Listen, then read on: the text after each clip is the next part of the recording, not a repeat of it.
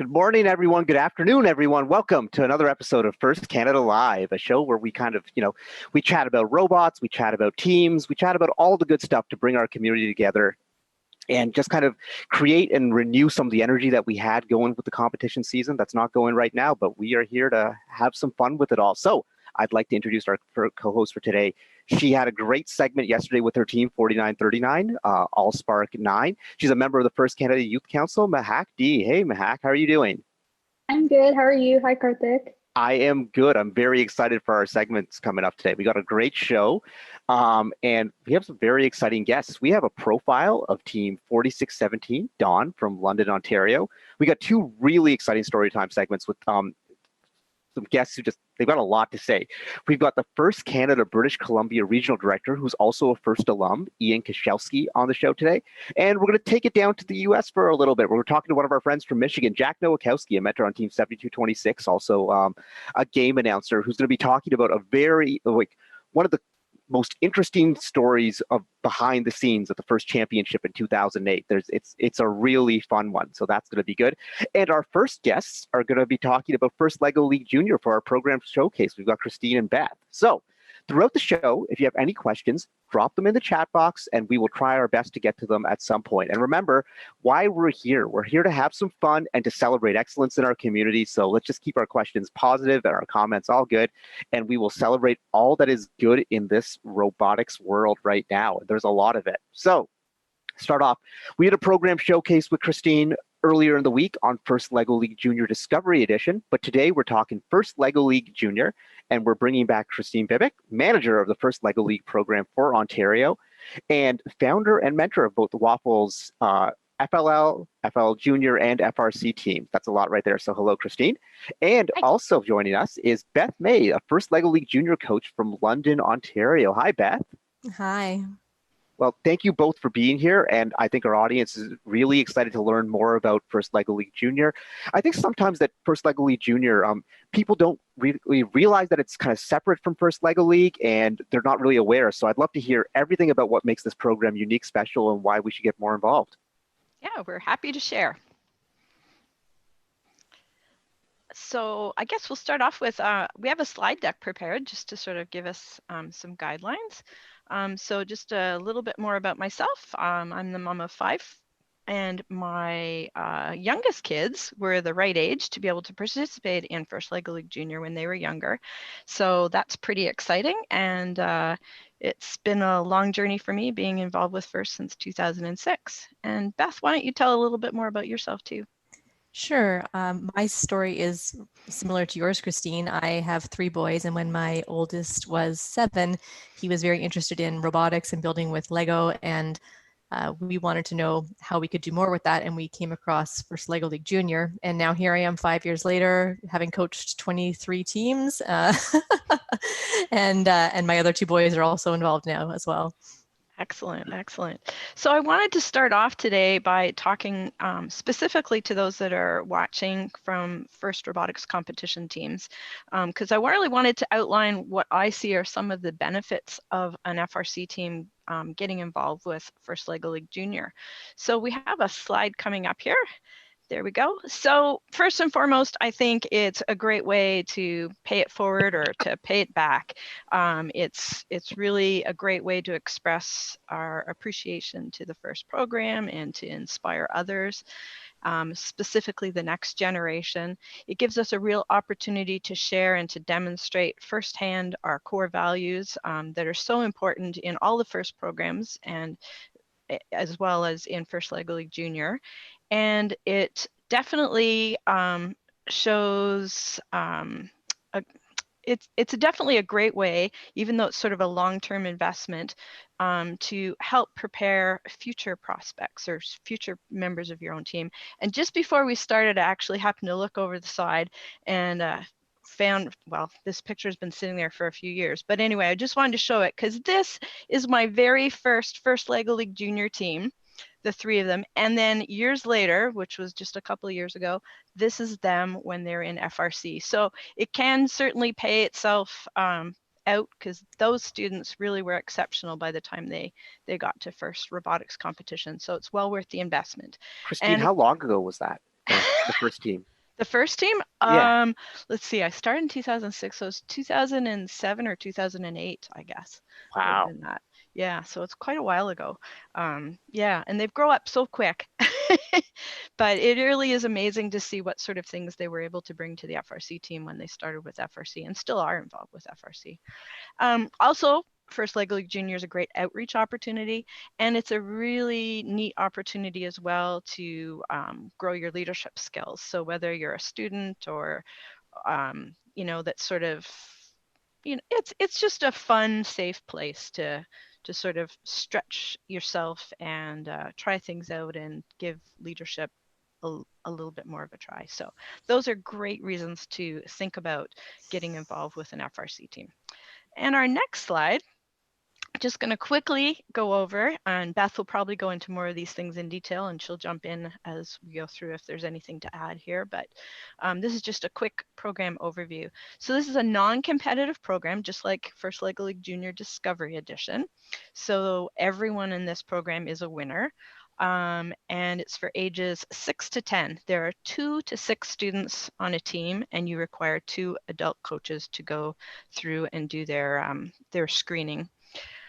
It's great for schools and community groups and even groups of friends. We have lots of teams that are just, you know, neighborhood kids in, you know, somebody's basement running a team.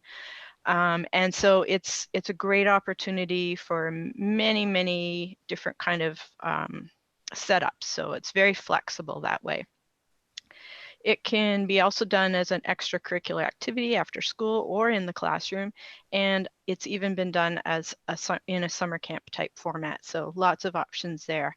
There are 3 options for this one. Unlike when we talked about First Leg League Junior Discovery Edition, there was just sort of a class option for that one. For this one, there's a team option, a class pack, or a school pack. So today we're going to focus mostly on teams, an individual team, because it applies to all 3 sort of formats. But just so you know, a class pack would service 30 kids, and a school pack would service 144 students. So a team in this case can be up to 6. So we're just going to focus on that for today. But just to give you an idea, and there's different price points for each of those, so it's sort of a bulk discount type idea. Yeah, and Christine, if you decided that you wanted to coach 5 teams like I did one year, then the class pack would be a good option, right? Yes, exactly. For those of you who are extra eager like Beth. Yeah, no, that's true.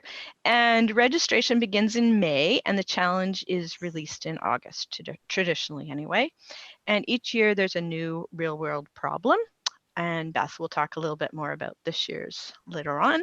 And the other thing I guess to know is that there's sort of this building and programming using a We Do 2.0. And there's also this other component, which is a show me poster. So Christine, those are really neat.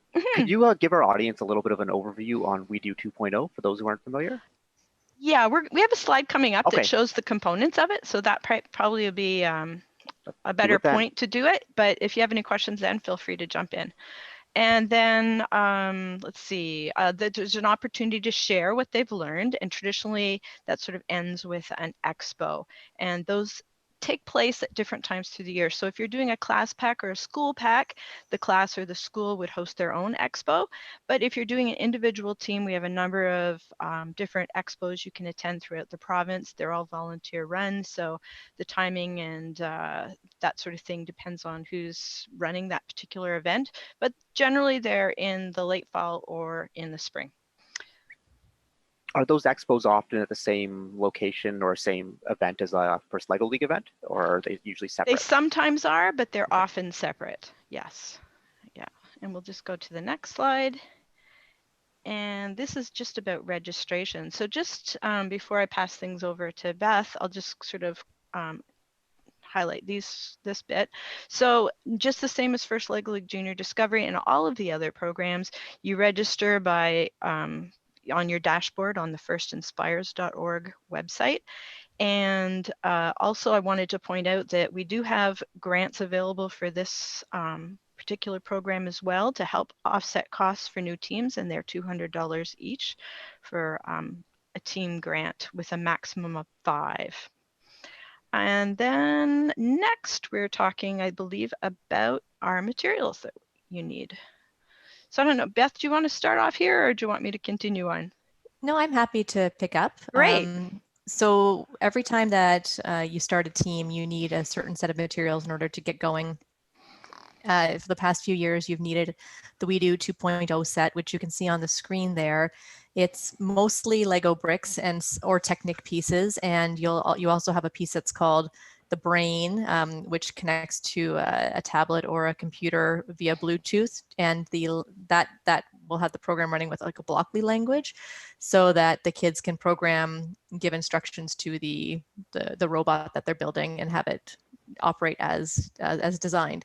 You also need to have the Inspire kit, which you get when you register your team. So this year's Inspire kit's on the screen there. It's called Boomtown Build, the challenge. And the neat thing about this year's model is that it's actually 2 models in one. Every year that you have a challenge, there's a model that you have to incorporate. So this year it's this crane that's on the screen, or it can also be an elevator, which is kind of neat to have the choice of putting one or the other in. In the past, there's been it was actually shown in one of Christine's other slides. It looked like a blue circle with a white circle on the top. It was a play pump. Another year, it was a bumblebee for Creature Craze, and Mission Moon. Oh my goodness, what was it for Mission Moon? I'm trying to remember. So many teams and so many elements. Was it not a rocket? It was the rocket, yes. So those pieces have to be included, and so you get them with your registration. You also need a gray base plate, which is pretty basic, the tablet or computer to run We Do on, and maybe extra bricks, although it's not required. You can and I have run a season with just what's in the Inspire box, and it's totally doable. So that's what you need to get going. I'm just going to pop in and add too that the gray base plates that come with the Inspire set are really kind of neat, because you can use them to sort of pass out one sort of big tile to each student so that they have somewhere to build, and then you can sort of push those models together to create one, or you can sort of join them together. But it's a neat way to also sort of use what's in the kit to facilitate things with your team. Or as Beth said, you can also purchase the extra large gray base plates, which I usually do for my teams, which are great, so that they can add things onto that larger plate. So I just have a quick question. Can you please explain what the engineering notebooks are and maybe like go a bit more in depth? Sure. So there's engineering notebooks for the team members, and there's a coach's guide for the coaches, which is lovely, because when I first started, there wasn't a coach's guide, and that's a really fantastic way to lead whoever's leading the team through the season without them having to design all the lessons, the ideas, whatever the activities are going to be. And then the engineering notebook is for the members to use week by week to help them to consider challenge questions, to help them to develop their creative ideas and turn it into something that they can actually build, and record all their ideas in one spot so that they have it later to show. I have to say, I was doing research for a separate project, and I was looking through the first LEGO League Junior team meeting guide, and I think I would call it the gold standard in robotics education right now when it comes to just like, hey, you're a coach and you have no idea what you're supposed to do. The team meeting guide really walks you through it. And as someone who spends most of their time in the FRC world, I'm like, there is nothing even close to this in FRC. And for years, FRC coaches ask about this sort of stuff. But First LEGO League Junior has it really nailed out. And it's like, I saw this and I was kind of looking at what else was out there in the market. I was like, this is the standard. This is really, really amazing. So is the team meeting guide like newish, or has it been around since the beginning? Or because it just seems like such a great piece of the program. Yeah, it's been around at least for the past 3 years and maybe the past 4 years, but it's gotten better and better, in my opinion. And this year, they've taken it a step further, whereas in the past, there would be a meeting guide and it would be a recommended 12 sessions. And it would be broken down session by session over a period of 12 weeks. But in reality, not everyone has 12 weeks, or they may have longer as well. So the first thing I'll say is that even when it was a 12-week layout, I think there was more in there than could have been done in 12 weeks. So that's a good thing, because you can pick and choose what you really want to focus on. But how it's been laid out now this year is that if you only have 6 sessions, here's what you should focus on. Or if you have 8 or 9 sessions, this is what you can focus on. And then if you have 12, here's what you can do, which is really great because, as you said, it's a great book and it's really open and go. You can open it up, prepare just a little bit in advance, and there's so many resources that are already provided. It's the best thing that you can have if you don't know what you're doing yet. Right, and it ties in very much to one of our questions from chat that we'll jump into right now is, what if you have no technical experience? Can you still coach a team? Yes, you can. You can definitely coach a team. The manual and the We Do is set up so that anybody can do it, really. And I've run this program with kids who are 5 and they're able to run the program. So I have full confidence that any adult would be able to follow the instructions and do a great job too.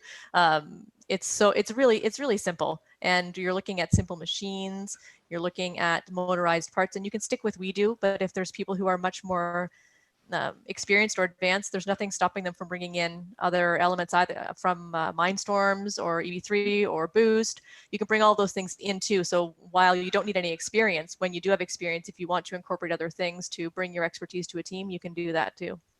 Yeah, that's what I love about this. It's so flexible, and it is a team meeting guide, although most of us, I think, probably just use it straight out of the box, but it is flexible. It's a guide. It's meant to be a guide. So you can add to and subtract, and you can really facilitate things so that they meet the specific needs of the students that you're catering to.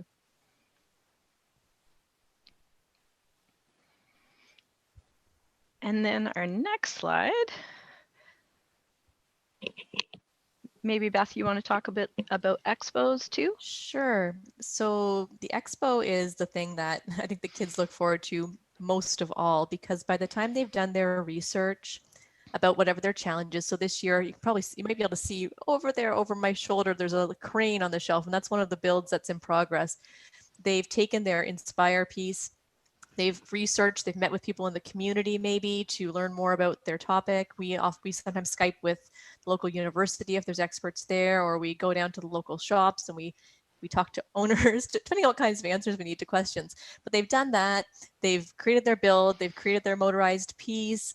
That's a program. They're so excited. And when they build their models, invariably I find that it's nothing like what an adult would have put together. It's so creative, thinking like, they have a cave, but Batman's in there spelunking.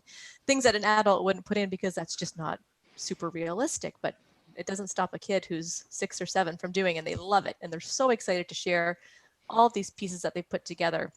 And so an expo is the way to do that. And you can have, I think it's 5 teams, Christine, that you need in order to have an official expo. Yes.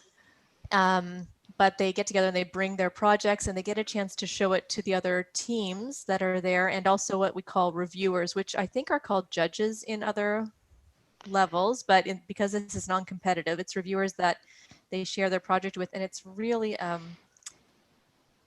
a welcoming and non-threatening way to share. The reviewers are there to encourage and really elicit answers from the children who might be feeling a little bit nervous about it being their first time sharing in a big event like that. Big being, other teams together, and of course they're young, so they get a chance to show off their work, really is how we look at it. And there are expos that have happened locally, like in your own city. And in the past, there have been provincial expos as well, which has been nice, and we've attended. And then there's the World Festival. So they're all different in terms of size and what happens, but they're all phenomenal. And the kids come away feeling so excited and proud of having shared their work that I think that's really the best part. It's all that hard work coming together and celebrating what they've done with their teammates. It's amazing.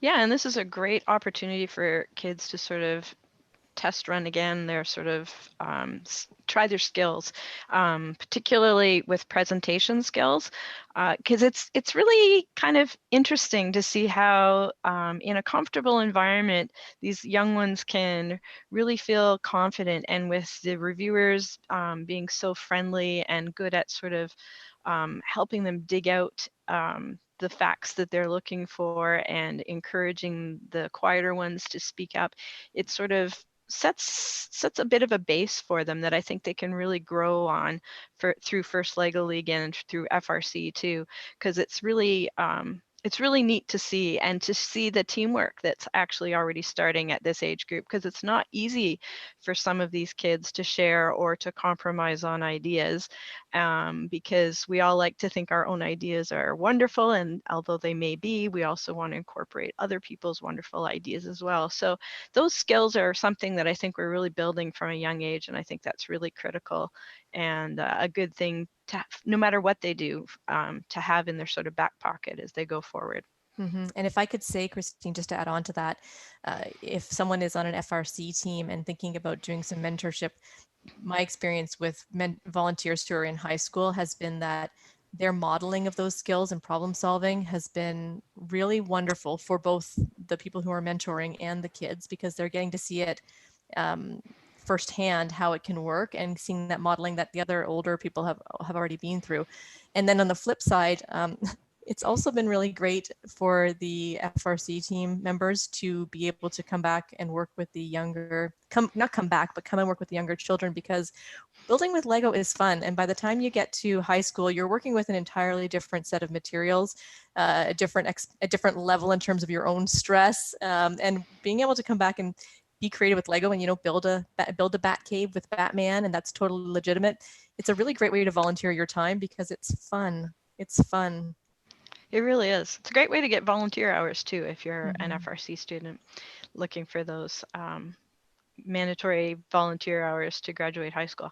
Yeah, so those are some great things. The other thing I wanted to mention is how well this can sort of fit in with First Lego League teams. For anybody that's already running a First Lego League team, I know I've done this for several years, where I've run my First Lego League Junior and my First Lego League team side by side, with parental help, of course. But we often would go on the same field trips, because it's the same theme for both programs, at least in the past. That's how it's always been.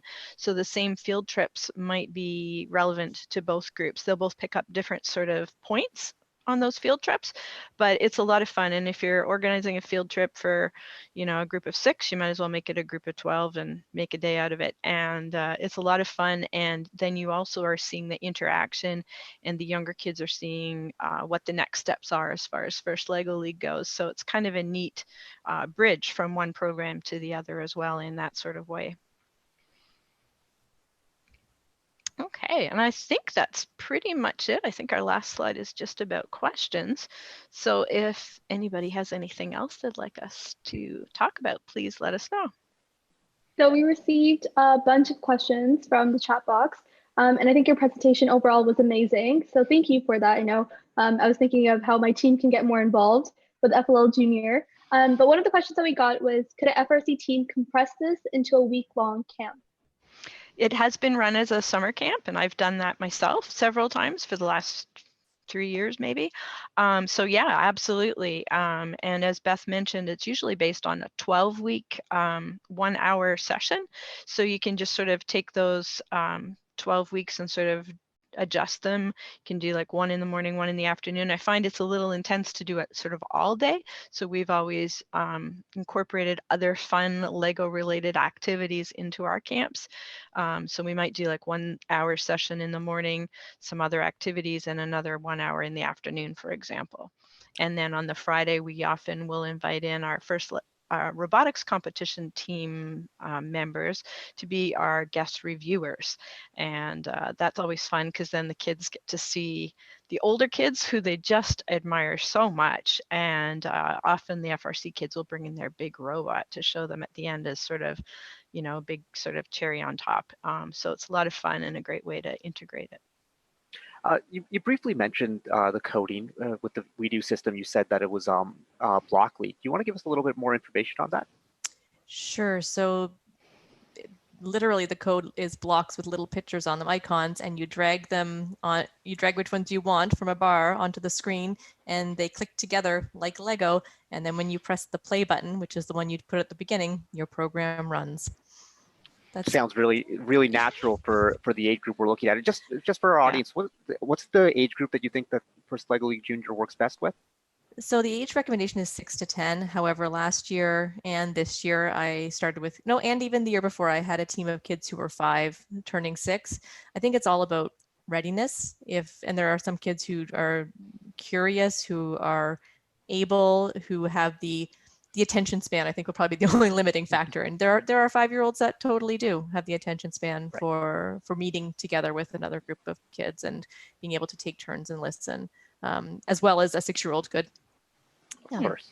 Yeah, and just like other programs, although it's aimed at 6 to 10, it's certainly always okay to reach down, not so much up, but there are opportunities as well for students that maybe have more difficulties with things. If it's they may be older, but it's age appropriate, like it's sort of, we can make exceptions upwards too if needed, in particular cases on a case basis. Right. One question we have from chat is, what do you do if you have 7 kids join? I think that question is more kind of about what size is the ideal size. Yeah. 2 teams. So, in the perfect world, how many students do you think you would have on a team if you could always set it up that way? I think it would depend on the kids, to be honest, the dynamic. So right now I have 4 teams. One's a team of 3. Two are teams of 3. One's a team of 4. One's a team of 5. And I personally like 4 because then I can do 2 groups of 2 if I need to divide things out. But you know what? 3, 4, 5. I've done 6. It's a little harder for me. I find there's a little less hands-on time, and that's why certainly if there are 7, definitely 2 teams. Yeah, I've done 6 as well, and with the requirements of the project or the limitations, you can use up to 2 gray base plates. So I definitely make use of a second base plate when I have more team members, so that they can have more opportunity to build. So there's a little bit more hands-on there, and I also have an extra We Do kit for that team, so that helps them with building and practicing the robotics part. Very nice. Well, thank you so much, Christine and Beth, for being on, telling us a little bit more about First LEGO League Junior.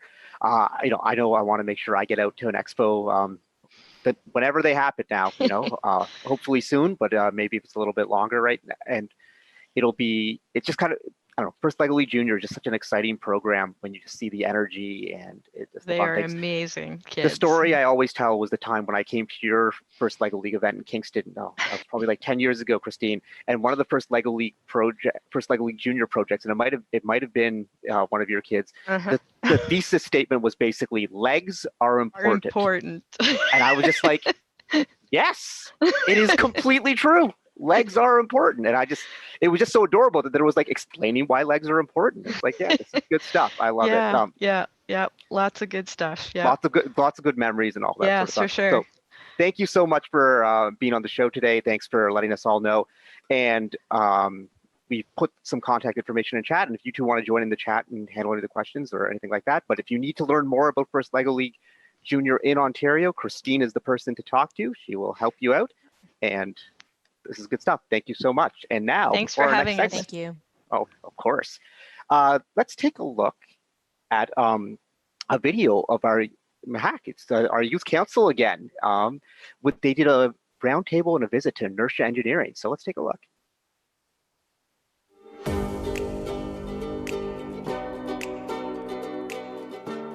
Being here at Inertia Day was incredible. Often in FIRST, we talk a lot about engineering and STEM related jobs, but what that really looks like can be difficult to imagine.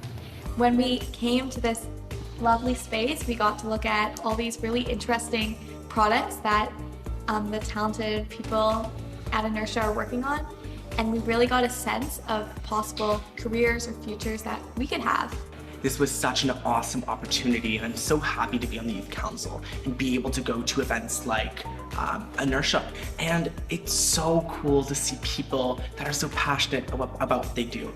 I think it's a very unique opportunity that the Youth Council is getting, and in fact all students in FIRST are getting, to be a part of a program like that, because really what it does is, more than anything, it instills passion into secondary school students. I'd really recommend for any other members of FIRST teams out there, or just other students, to go out and look for opportunities like this to tour sites, because you'll always learn something new and it's a really fabulous experience.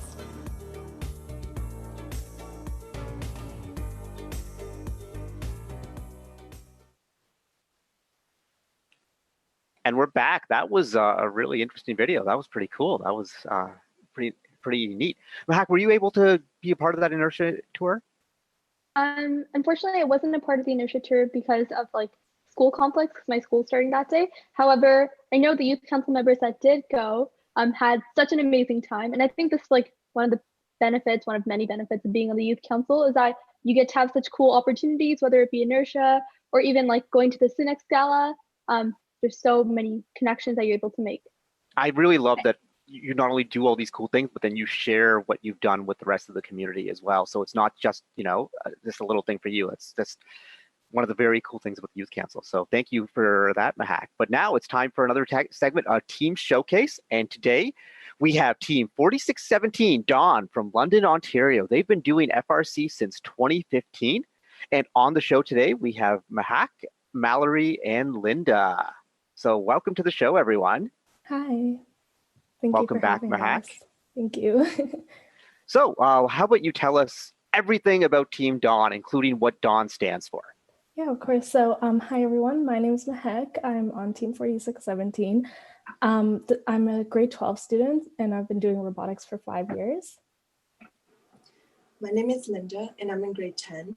I was a part of the FLL team back in my elementary school, Stony Creek, and I am a new member of FRC 4617. Hi, I'm Mallory.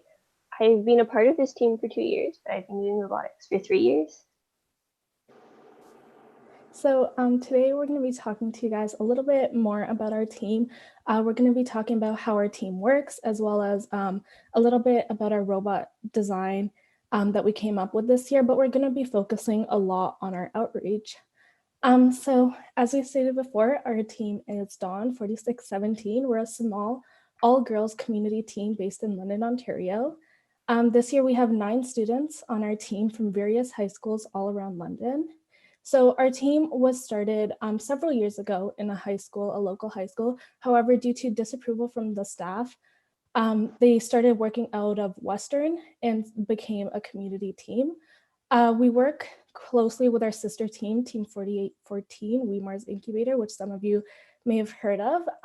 They're also a community team working out of Western University, and their main goal is to start training students on their team, and then those students will go back to their high school and start teams there. So we work closely along with them, and we like to maintain connections with them, as well as several other teams. So being a community team, we have limited funding compared to teams that run out of schools, where they get funding from their schools as well as from the school board. So we have to look for our own funding through sponsorships, which is why outreach is really important to us. And though we have limited funding, working out of Western gives us the opportunity to use their tools and materials, which we're really lucky to have that opportunity. And we also have several first alum as mentors, as well as students from Western University that come mentor us and help us throughout the season. So when the build season first starts, we like to host a kickoff at Western University in the Amit Chakma Engineering Atrium, where we invite teams inside and out of London to come and watch the game reveal, as well as work in various workshops to work on their mechanical build, strategy, programming, as well as electrical.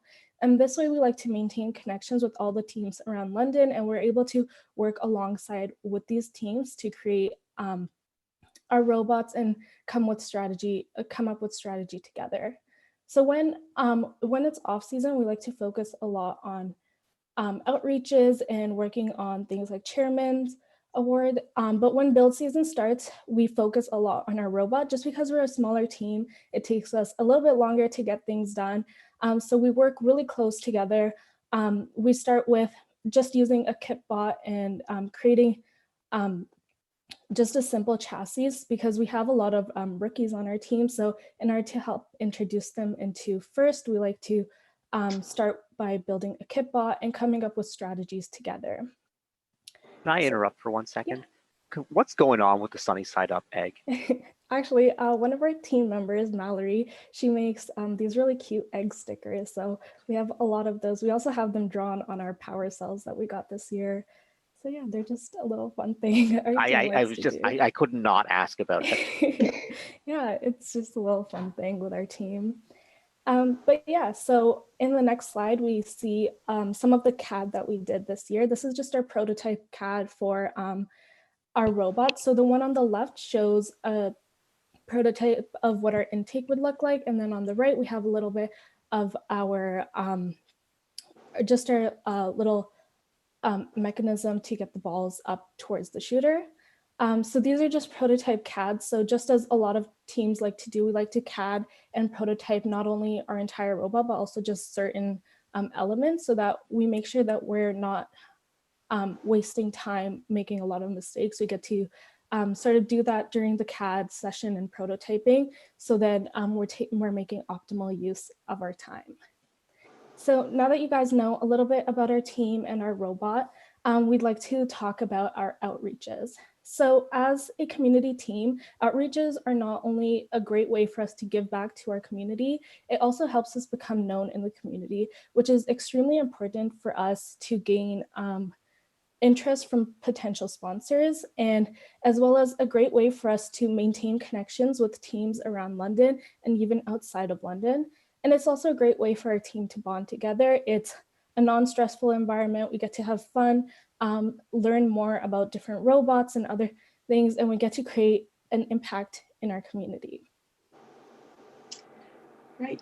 So over the past 2 years, we have been teaching grade 7 and 8 coding through Hour of Code. Every year, FRC Team 5024 runs a science expo to teach the public about STEM. Our team has attended the past 2 years to both teach our members about outreaches and to inform the public about robotics.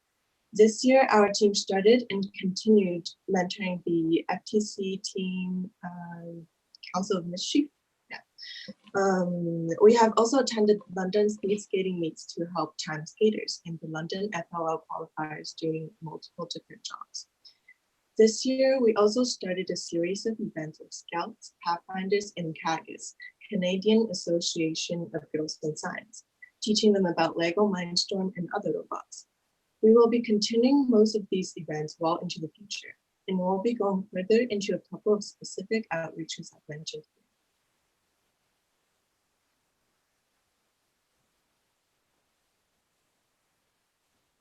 So we've worked with Scouts and Pathfinders in a few years now, and it's always a great way for us to engage younger students in robotics.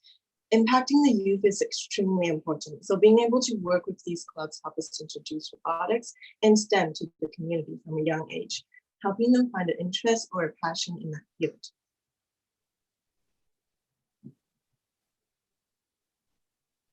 We've also hosted several Hour of Code events and coding related events through our team for our community.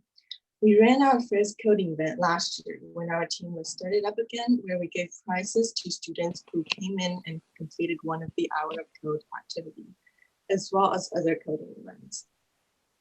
We hold these events for students all across London and promote the event by using social media and other platforms in the community. We recently held an event for Girl Scouts using the virtual robotics toolkit. Through our experiences, we look forward to continuing to host more and more events. Another outreach we have done is a Bio Expo, as it is a great way to connect to other teams in the community. Through this event, we are able to showcase our robot and allow our community to recognize and interact with us. This also helps DAUN build relations with other FRC teams. But most importantly, it helps our new members practice for events such as Comic-Con and Western Fair.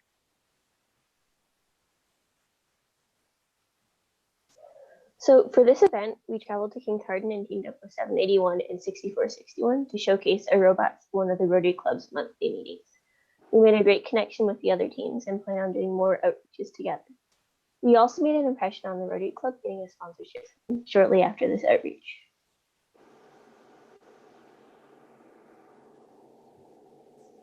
So we've done a lot of other outreaches, like helping our local church unload and sell Christmas trees, attending London speed skating meets to help time skaters and prepare ribbons for them. We competed in the Boss Automation's Raspberry Pi competition, finishing in 5th place. Our project was an object detection model using the Darkflow implementation of YOLO to detect the position of rats. Another event we attended was Culture Days, where a handful of London teams go to showcase their robots and play mock matches. We also went to the London Build a Dream event, where careers and opportunities are showcased to high school girls. And lastly, we had the opportunity, along with many other teams, to show a robot at the Western Fair. So we had a variety of outreaches. Something our team does a lot of is also FLL and FTC. FTC is something we started newly this year, is mentoring an FTC team, and Mallory is going to go into a little bit detail about that since she was the head mentor. However, we also run FLL library programs during the summer for 4 weeks, where students will sign up and they'll go there every weekend and continue to build an FLL robot and then compete with each other to complete some of the challenges of that year. And we also host an FLL qualifier event every year for the FLL teams in our area. So Mallory, if you want to talk a little bit more about FTC. For FTC, throughout the summer, we started planning and researching. We offered this to grade 7 and 8s. However, this year only grade 7s joined.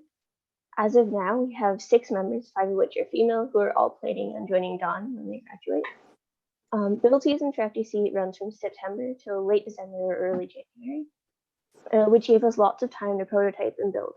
And our competition was on January 12th. At the competition, I decided to give all members a chance on drive teams, so I created a rotating drive team system, which didn't work out as well as I had hoped. So we will not be continuing that next year. As for the robot, it worked quite well at the competition, apart from a couple of connection issues. We used a scissor lift intake and were able to move the foundation. And the competition was a great experience for the FTC kids and really prepared them for FRC. Yeah, so that's a little bit about our team and the outreach that we do in our community. Wow, thanks so much. You're doing some really cool things here. So I want to know, you talked about the outreach, you talked a little bit about your robot, but like for each of you, what was your favorite part of FRC ever? For me, it would be my first year doing FRC in grade 9, because we went to Worlds that year, and Worlds, for anyone that's been, is truly an amazing experience. It's nothing like I've ever experienced before. So that's definitely an experience I'll hold with me my entire life. That's probably why I really fell in love with FIRST, because that was just a great event. You see so many different teams, so many different designs. It's just really great to see the passion in everyone. What about you, Linda? For me, the best part about FRC is probably when our team faces like a really hard problem that we have to solve, and it takes so long, and then we get so frustrated. And then that moment when we finally solve it, that moment is awesome. And Mallory? I think my favorite part is, well, just being on the team. It's really like a second family to me. So all my best friends are on the team, and it's really changed my life a lot being on a first team.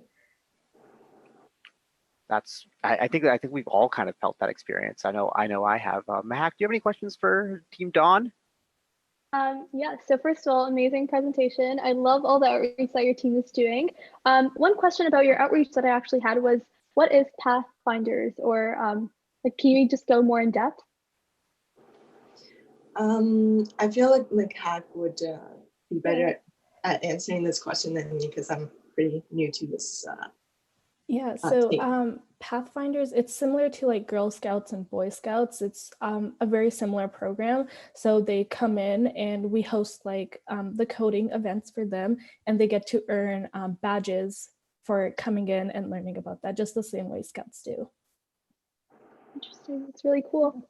So we have another question from our chat box right now. So how do you decide what role each person does on your team, especially since you're a lot smaller? Yeah, so having a small team, we don't really have like a head builder or like head of electrical. We kind of all just do what we want to do. So at the beginning of the year, even when we go into kickoff, we're like, so who wants to go to mechanical and do the quick build, or who wants to go to electrical and start making our little panel. And so whoever's interested can just go off and go do whatever they want. And so we usually like to rotate around roles. Like I do a lot of mechanical, but I also have to do design and electrical as well as outreach, just because we have to, since we're smaller, we have to all sort of work together on everything. But some people are stronger in certain areas. So I do a lot more mechanical. Mallory and Linda work a lot more in outreach and business, but we all sort of help out in all places. Yeah, there's a lot that you can do with the team and that sort of thing. So you talked about how you build at Western, which I think has got to probably be a cool experience because you're on this, one of the biggest universities of the country, and you're working close side with mentors who a lot of them are students that are. Can you tell us a little bit about the relationship you have with your mentors and why that's been impactful for Team DAUN? Yeah, Mallory, do you want to answer that question? Well, a lot of our mentors have already come from FRC teams, so they have a lot of information, and most of them are students at Western, so they give us information about going to university, and it's very helpful for us, and they're a little bit closer to our age too, so that we can relate to them more in our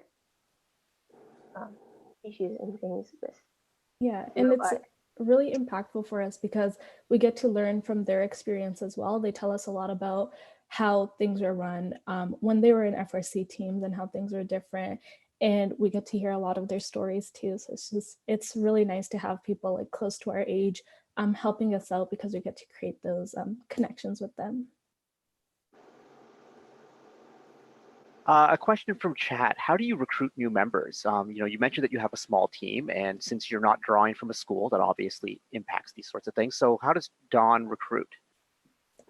Well, we have to recruit through word of mouth, and just by doing these outreaches, we get a lot better known in our community and people become interested that way. That's why outreaches are extremely important to us. And just like when you're at school, if you have some friends that might seem interested, you talk to them, friends, family. Using social media, I've done a lot of Instagram posts and stories, and like if anyone in the London area is interested, just let me know. And you do generate quite a bit of interest that way. Of course, it's not as impactful of being in a school doing assemblies, announcements, but yeah, we just try to use as many community platforms as we possibly can. Another question that we have, Mehak. So you participated in the Girls in First weekend before, and that's an event that hopefully will be coming up soon, and it was really exciting. You want to tell us a little bit about your experiences and why was that event so important to you, and what did you learn from it? Well, the first year I went to the Girls in First weekend was my first year in grade 9, and that's actually how I got introduced into the youth council. It was a really, really amazing experience. For people that have known me since grade 9, I was a really, really shy and introverted individual. And I feel like events such as the Girls in First weekend really helped me sort of step out of my comfort zone. It was a great experience. I met Kim, I met a lot of people that I know today just from that event. And yeah, it was really empowering. I know being on teams with a lot of guys, it can be a little bit scary, especially for younger girls. So I feel like events like those are really helpful, not only just to girls, but just any people that aren't feeling aren't feeling comfortable in their team or really new to First. It's a great way to get that experience. And I know it really helped me sort of be able to step out of my comfort zone, like ask questions, be more assertive, and, I don't know, become sort of stronger as an individual. Mallory, a question for you. How has First impacted, your education and career plans for the future? It's definitely gotten me a lot more interested in engineering and given me more confidence in my skills in science and math and everything. Cool. One question from chat from April's Talks Robots that I was wondering about too. What does DAUN stand for? I thought I knew, but maybe I don't. Well, DAUN stands for Dumbledore's Army of United Nerds. Okay. And if you can see here, our logo is the Deathly Hollow symbol, except it's made with a gear and a screwdriver. Yeah, the original members of the team were really big Harry Potter fans, and so are we. Well, so was like pretty much everyone, you know. What's wrong with you if you aren't? Mehak, Mehak D, what do you think about all of this, about Team DAUN, and what do you want to learn? I think this is so cool. Also, me and Mehak, the other Mehak, have known each other for a really long time. So it's amazing to see how, especially your transition from different teams and now like formulating this team and how amazing and all the outreach that you guys are doing. So another question I have is, do you have any plans for the future or any outreach that you can tell us that you're planning about? Well, we plan to continue all of the outreach we already do. And for now, because we're not able to meet in person, we do weekly meetings on Fridays online. So we focus on, you know, continuing our CAD for a robot, as well as thinking about outreaches in the future. We definitely want to continue with like our FLL outreaches and our coding events, and we want to make those stronger, and we want to, you know, have a greater impact overall. Due to like limited funding and things, sometimes it can be harder, but something else that we do is we like to invite teams into Western to come build with us and use our resources, because we have like the big power tools, which some schools may not have. So we like doing things like that, and hopefully we'll be doing more collaborative events with other teams in the future. Mehak D and Mehak K, you both mentioned that, Mehak D mentioned that you two have known each other for a long time. And I think that's kind of a cool story, because I remember the two of you when you were much younger. So do you want to tell us how you met and how your first journeys came together, came apart, and came back together? Yeah. Well, we both started robotics at the same time. Our moms are actually friends from college, so we've known each other from that. Yeah, and so we started on a VEX team when I was in grade 8 and Mehak was in grade 7, and so that was also an all-girls team. And so we did that for a year, and then we both were on Disco Bots for FRC for their first year, but after that, unfortunately, they didn't run. And then Mehak continued in her school, and I moved to London, where I am now. And so I started on 4814 in grade 10, and then I moved to 4617 for grade 11 and 12. So now you're being a little bit modest here, because when you two knew each other, you had the opportunity to do one of the coolest things that I've been a part of. Were you not on ESPN? Yeah. Yeah, we did an interview with Karthik. That's when I first got to know Karthik as well, was from the ESPN interview.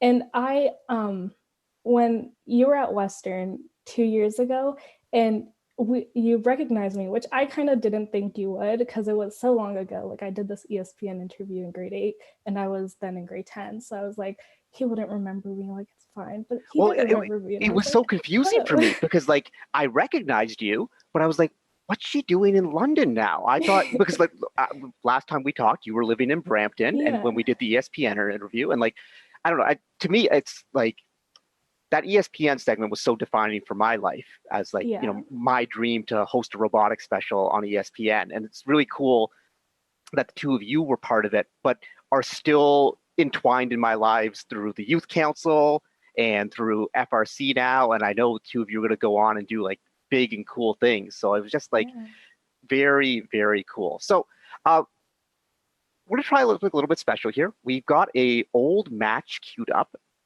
that's going to tie into Jack's segment coming up later on in the day, but we want to play it right now. It's from the 2008 World Championship, the first time an Ontario team wins the World Championship. So let's take a look at this video.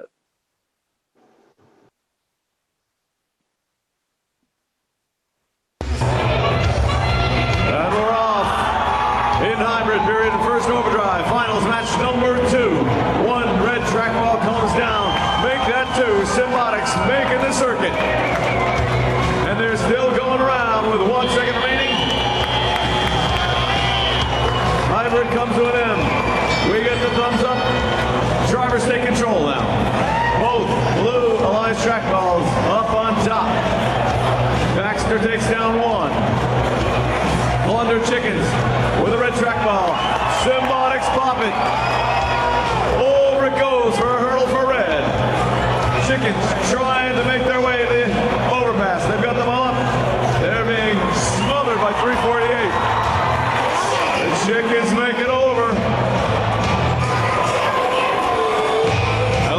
15 trying to get a hold of the red track ball, sliding on their outside bumper. Is 67 the hot team. Hot team with a blue track ball in their possession.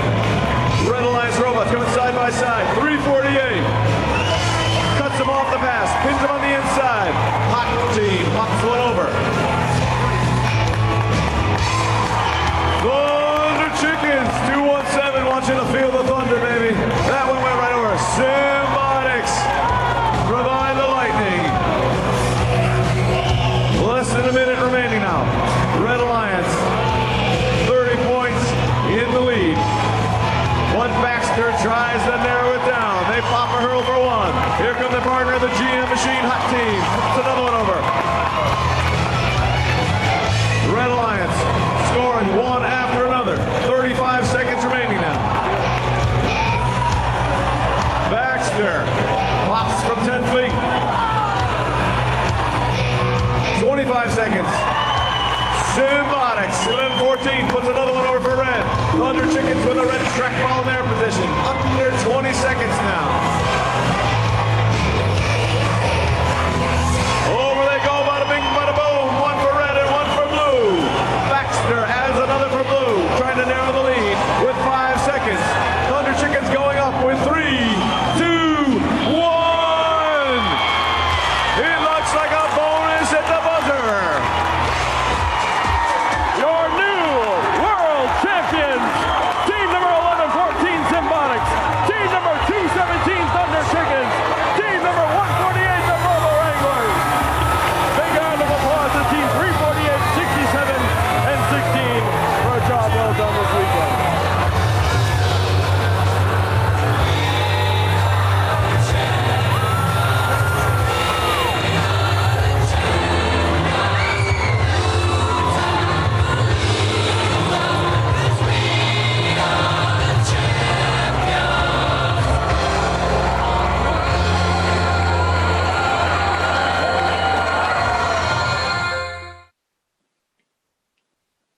First time an Ontario team wins the World Championship right there. The reason we played that video is that at 1:30, when we get into story time part 2 with Jack Nowakowski, he's going to tell a very cool story about all of that. So we just wanted to jump in right there. But I want to thank Team DAUN, Team 4617, Linda, Mallory, Mehak. Thank you so much for being on.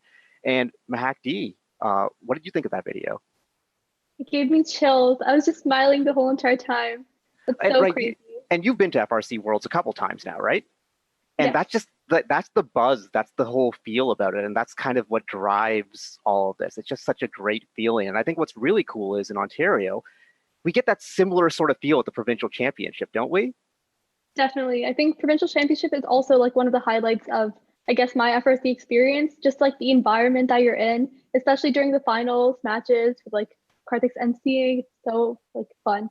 I think part of what I enjoy about provincials the most is that it's also like Worlds is great because it's so big and there's that, but at provincials, it has that big feel, but it also has that community where you like, wherever you walk, you know everyone because you compete with them all throughout the season. You do outreach events with them, and it's this like friendly family gathering, this family celebration. You know, it's like Diwali on steroids, kind of. It's really, really impressive. So now, before we get to our next segment with Ian Koscielski, let's have a word from our sponsors.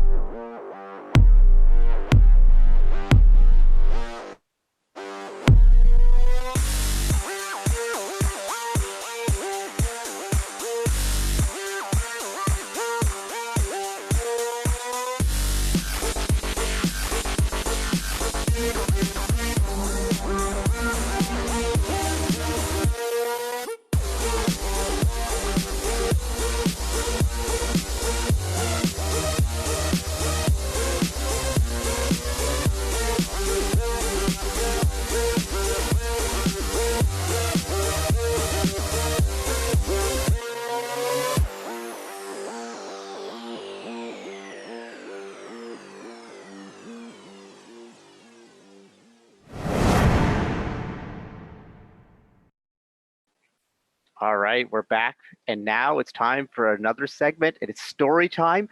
So I'd like to introduce the First Canada British Columbia Regional Director, an alum of Team 772, former mentor of Team 4069, and maybe I'm missing a couple in between there as well, but hey, it's Ian Koscielski. I did mentor 772 for a year in 2016 as well.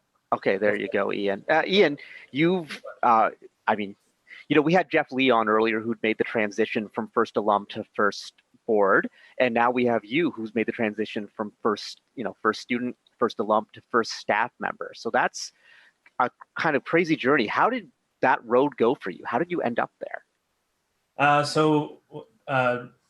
Starting in I guess I was mentoring in 2016, working in Windsor for the Windsor Spitfires, the OHL team there. And the summer before, I happened to be in BC working for a cycling event company. And Mark and John both thought I was still out here. And they needed someone, basically they were bringing Microsoft on at the time. And they needed someone in BC to kind of coordinate the efforts that Microsoft was putting money towards. But they were having a hard time finding someone that had any experience with first. And a big part of the job would be, walking through all of the rookie teams through their first season. Because at the time we only had one team in BC. And I think one or two mentors that had done it before. And then we grew by 10 teams that year. So it was quite a big undertaking to basically mentor 10 teams through their first season. So in the summer of 2016, leading to the 2017 season, I moved back out here and been here ever since. It's kind of cool. How much fun is it, Ian, that your job is to start and work with FRC teams? It's a pretty awesome opportunity. This is my 14th season in FRC now, so I've been around a little while and kind of been in a lot of different parts of the program. It's had a very large impact on my life, and for anyone that knows my family, it's been kind of taken over everything that we do. So it's really awesome to be able to bring that program to more kids. And now we have, since I've moved here, we've grown by 28 FRC teams in BC and have our own regional now. So it's been a great journey, and it's been awesome to get to work with the program that it changed my life so much. The only thing that I kind of miss about it is, actually competing with a team, because it's kind of like moving up the levels of mentoring, where you go from being a student to mentoring the kids, and then now I'm essentially mentoring mentors.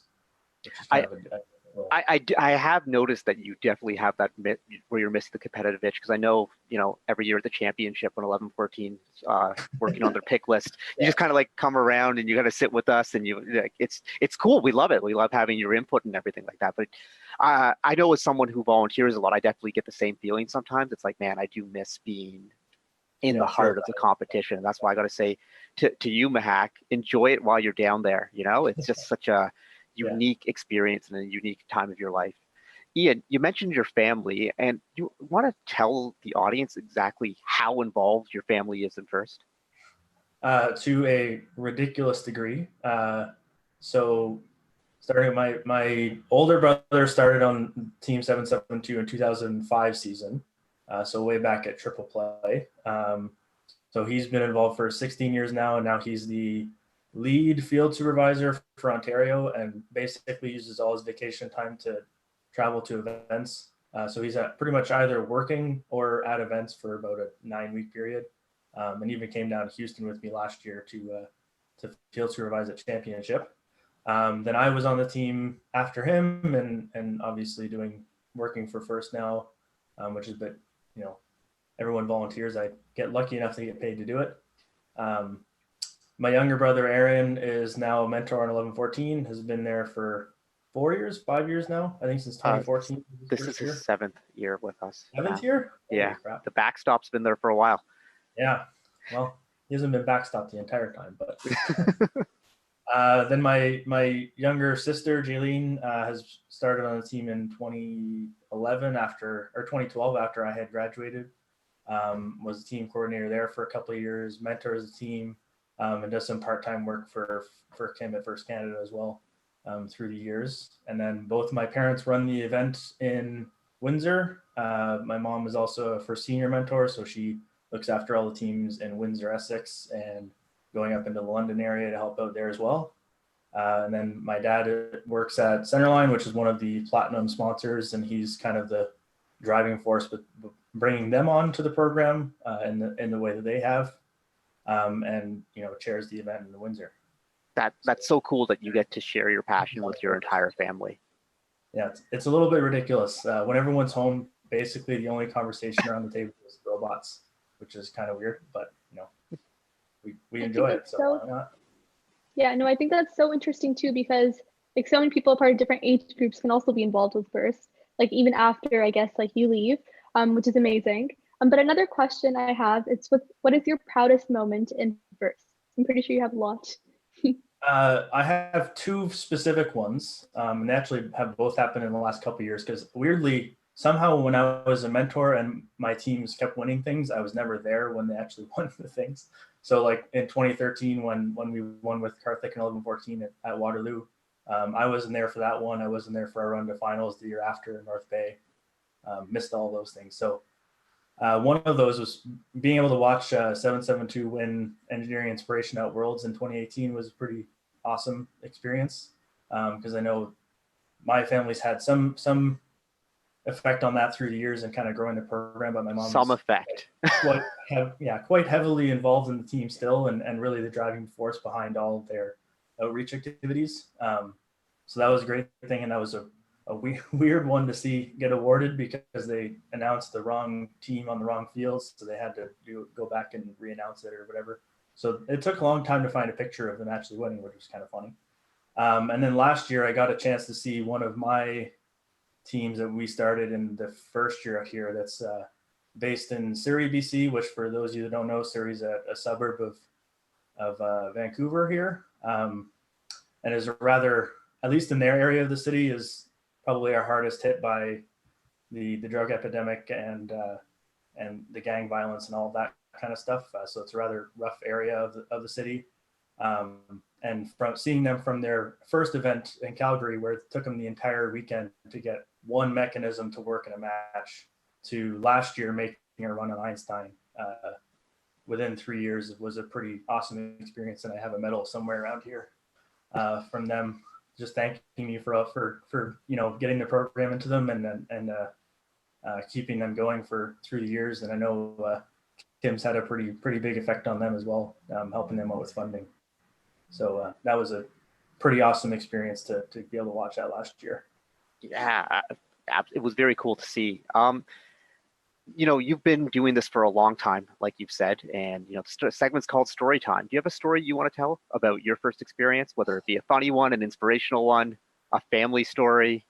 Yeah, so probably the weirdest thing I've ever had happen at an event that I've been at was the unofficial water game at Western in 2017, and I'm pretty sure Karthik was there for this one. No, I was not there for that one, actually. I passed on that event. Probably the most ridiculous experience I've ever had, being behind the table and helping to run an event, where, if for those of you that don't know, Western University it's an awesome venue. The only issue that we had in the first year is it's on an ice rink, and they don't have the plastic that most of the ice rink arenas have. Like if you go to Ryerson, they have the plastic sheeting that goes over, or provincial championships. They just have plywood. So as we heat the building up, the ice slowly melts and starts seeping through the plywood into the carpet. We've solved that issue since, because we've had it first year. But as we went through the weekend, it started to soak through the carpet. You could see little rooster tails flying off of wheels as they were driving around the field. We had all of the tape issues you possibly have. We tried ironing because the tape couldn't stick anymore because it was getting wet. So we brought irons out. We were borrowing irons from our hotel rooms and ironing everything on and spraying adhesive onto the bottom of the tape. We eventually had to get permission from headquarters just to paint the field, because nothing worked at all. So running that event was a bit of a crazy experience. But it did go to show the ingenuity of our volunteers, and so many of whom are alumni, just the problem solving, to be like, okay, the tape's not sticking, we're going to paint it, and yeah, we had probably had a good committee of like 5 or 6 people running around trying to figure out what to do. I even ended up having to run the AV for about an hour while the AV crew was running around getting other cables off the ground. So that was a bit of a crazy experience. Yeah, no, it was just, it was interesting, that's for sure. Yeah, Mehak? Yeah, so another question, can you just tell us a bit more about like your background and schooling? Yeah, so I ended up doing a victory lap in high school to kind of decide what I wanted to do. I thought engineering was the right route for me, but as some of the people in first find out, it's not the right place for them. So I ended up doing that victory lap to figure that out, and I ended up going to Laurentian University in Sudbury to do their sports administration program, which there's only really 2 of in the province, and they're the one that also happens to give out a commerce degree. So I thought that would be a good idea. So I went up there to do that program, was there for 4 years. And that was also when I happened they just happened to start a team in Sudbury for the first time the year that I got there. So that was kind of convenient. So I mentored 4069 while I was up there, mostly dealing on the business side and drive coaching. So I have a degree in sports administration, or degree in commerce, specializing in sports administration, which led me to working for a hockey team. And ironically, this job is very similar to operating like not necessarily a team or anything, but like if you're running like a hockey league or something like that. It's quite similar where when I was working for the team, it's getting sponsors and doing community outreach kind of things. And that's very similar to what I do now. Yeah, no, there's I can see where the commonalities come there, and there's, we call it the varsity sport for a mind, so there's no surprise that there, a lot of things would kind of tie into all of that. You've talked a little bit about your experiences in Ontario, but you're primarily based in the West Coast now, and you're dealing with the events there. Do you have any like favorite moments from the Canadian Pacific Regional? I don't know if I can choose any specific ones. The problem with my job is I'm both the chair of the event and the regional director, so I'm mostly just dealing with all of the crazy problems. But we have had a lot of fun having both the Premier and the Minister of Education at our events the last few years, and ironically breaking robots every time they show up. So we don't let them drive robots anymore. But it's been awesome to have them out at the event. We got a chance to watch some of our teams starting to win some of the bigger awards. We have yet to win a chairman's, but it's been great to watch that and seeing the reactions of some of our teams as they win EI or win the event or Rookie All-Star has been a pretty awesome experience. I don't think I can pick out any specific memories, but it's been a good ride. I think like non-robot awards or non-technical awards are like so important because like they give like your team this whole different environment. Especially like when my team won Engineering Inspiration last year, it was like a totally different feeling than I've ever experienced before. So it's like really interesting to hear. Also, so do you have any piece of advice for any other first teams in the community or in like Canada or around the world? Specific advice, I'd say definitely get more involved in your community than you probably are, because there's a lot of that's something that we've been working on here in BC quite a lot. Our oldest team is 4, so we're a pretty young area. So getting them out to the community has been a bit more work than it would be with more established areas. So definitely, if you can do more in especially with First Leg League and First Leg League Junior in your feeder schools, it only serves to make your team stronger in the future. And really, one thing I really have to stress with a lot of teams is they forget sometimes about the sponsorship piece and keeping them informed about what they're doing. We've had the experience when I was on 772 with us not keeping in communication with them enough, and they would kind of just go away and not sponsor anymore. So make sure you're continually keeping your sponsors up to date and doing what you can to keep connected with them. They love to hear what their money went towards and why they're supporting this. So do as much of that as you can. When you speak, Ian, you obviously hear a lot of passion for this program. How do you stay so passionate about FIRST? What gives you that energy? What gives you that inspiration? I think every year at the events, you kind of get reinvigorated with that passion. the rest of the season, especially kind of the off season areas, is a bit harder to keep going with all the time, especially when you're recruiting teams and, you know, getting rejected by teachers or whatever, which happens quite a bit, and you have to just kind of keep going and keep recruiting until you get that number. But definitely going to the events, which is by far my favorite time of the year, which I'm, you know, missing this year, as we all are.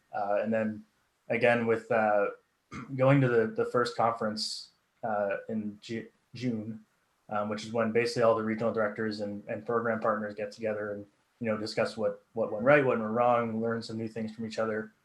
That's always a good experience, and you kind of leave there with the motivation and really wanting, or some inspiration to get some new things happening in your area. I think that's really interesting. So who do you think inspires you the most? I'd say there's probably two people. One, the kind of obvious answer is Woody Flowers. Got to meet him last year at the Windsor event when he was there, which was pretty great. And I don't know, just getting a chance to speak to him. He always has a wise answer to any question you could ever ask, which was great to have. But I also had a friend in university that his name is Ryan. He's probably the most positive person I've ever met, even though he was born with cerebral palsy. So he's, you know, in his electronic wheelchair all the time. But, you know, you'll see him at the gym working out his legs every once in a while. He started his own clothing brand called the Positive Inception when he was in university, that he's been doing great with. And it's just, you know, seeing someone that was kind of dealt a bad hand in life, really being the most positive person in the room and continuing on no matter what, you kind of gives you no excuse to not do what you want. That's very inspiring. Hey, we got a question from Chad about a funny story from the Canadian Pacific Regional. What was going through your head last year when the Habs didn't show up at the event? You want to tell that story? Oh, I forgot about that one. Yeah. Mehak, are you familiar with the story about the Habs not showing up? Yeah, for those that don't know, last year at the Canadian Pacific Regional, the truck from First showed up, and it backed into the arena, and we opened up the back, and our FTA, James Serrar, basically commented, that looks more empty than I'm used to. And we didn't think anything of it at that moment, because basically when the regional trucks go to the international events, they don't send certain crates. So we're kind of expecting it to be a little bit more empty than normal. But then we got everything off and started setting the field up, and the Habs weren't there. So for those of you not familiar with last year's game, they were the very large end wall piece, where you climbed onto the steps with your robot.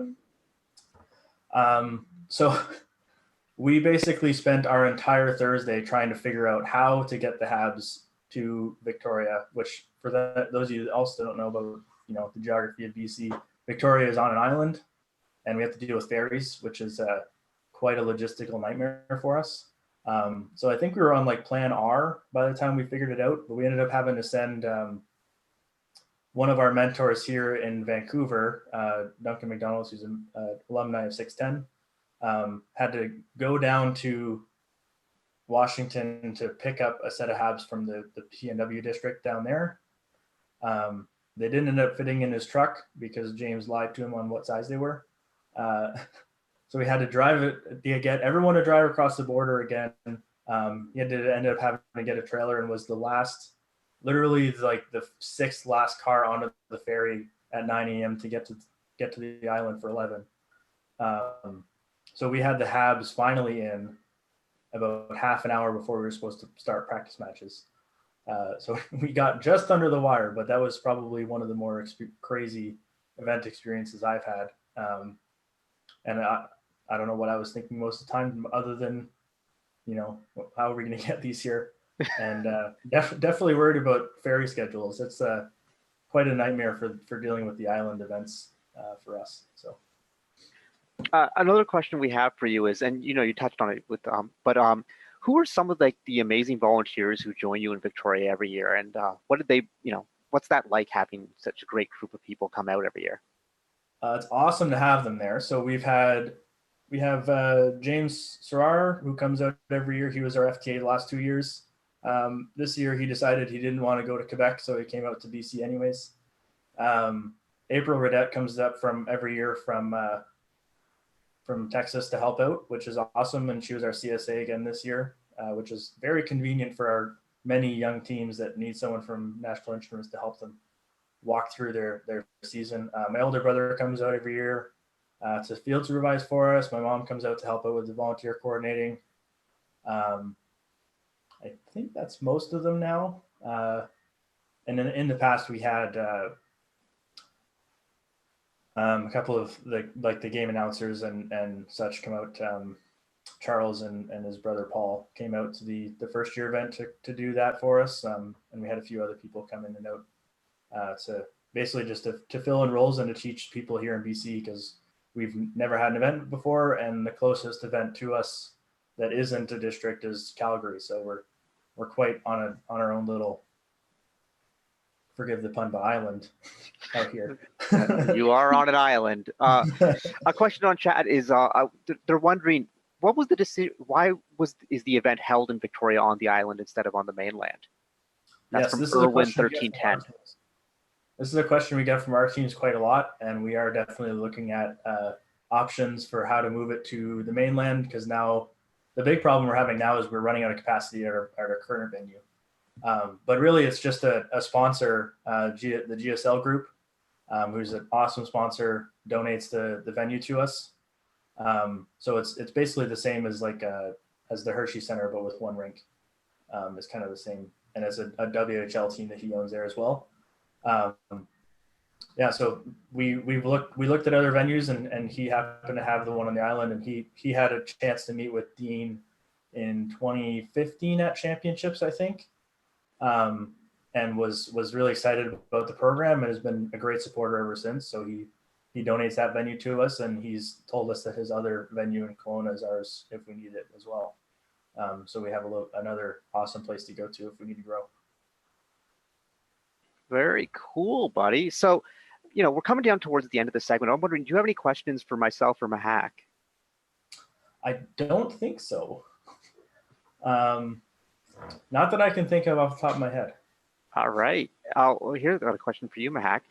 Would you like to take 4939 out to the BC event? How cool would that be? Definitely, that'd be so interesting, and especially on an island. That'd be so much fun. You can explore everywhere too in BC. Yeah, we're pretty much right downtown in Victoria, so right near the nice, like the Parliament buildings and everything that everyone goes to. And we do have palm trees, which is a weird fact about the West Coast. Very confusing to all of our Hawaiian teams that come to the event, though. Another thing that I find, I've never been able to make it out to the Canadian Pacific event because there's always an event going on here at the same time. But you've got a lot of international representation. Not just from the United States, but you had a team from New Zealand this year. I believe you've had a couple teams from Asia as well. We haven't had any Chinese teams yet. I think the one thing holding some teams off is it's an extra bit of traveling to come into Victoria from, you have to go through Vancouver to get there. So there's a little bit of extra logistics on that. So we lose some of those teams to Calgary. But how do those international teams shape the feel of the event? They definitely bring up the level of competitiveness of the event, which makes it quite a bit more interesting than it could be for really young events struggle with. We have a lot of teams that are just figuring things out, so there's not a lot of teams that would be super competitive at the beginning. But it also serves as a great role model for the teams that are from British Columbia. They get a chance to meet with teams like the Hawaiian kids that came here last year. The team from New Zealand is only a second-year team, but they play like they've been doing this for 10 years. But they get a really good chance to learn from some of those teams that have been around for quite a while, and really see how their programs function, but also how their robots are built and the process they go through. And we've seen over the past 2 or 3 years since we started the regional here, the level of our teams has pretty significantly grown. To the point where I think we had 5 teams go to Worlds last year and 4 were in the playoffs. So we've started making great strides in our competitiveness, and some of those teams are pretty impressive now. Yeah, no, it's cool. It was cool being at the Houston Championship and seeing those BC teams down there. And it's like, yeah, it's just a matter of time, like for those BC teams to just really hit that powerhouse level, and especially, it'd be nice if they can attend more events and get more experience and do all sorts of that good stuff. An interesting question we have from chat is, do you have any tips on teams on how they could how to get sponsors based on your experience between sponsors for the events? So a lot of our sponsors in BC have come through different connections we've made, just kind of happenstance things that we go to a lot of like networking type events. We do a lot of we have the BC Tech Association here that has quite a lot of connections, and they run a conference every year that we've been at. That's a few of our sponsors have come through that. But really it's just taking a deep look at why someone would want to sponsor your team. What's the benefit that they're going to get out of it? For a lot of our current sponsors within First, they're sponsoring the program and the teams because they want you when you graduate from engineering or whatever you end up doing. And that's a big driver for a lot of the sponsors. So you really take a look at what they're going to get out of it, because it makes it a lot easier for you to sell it to them.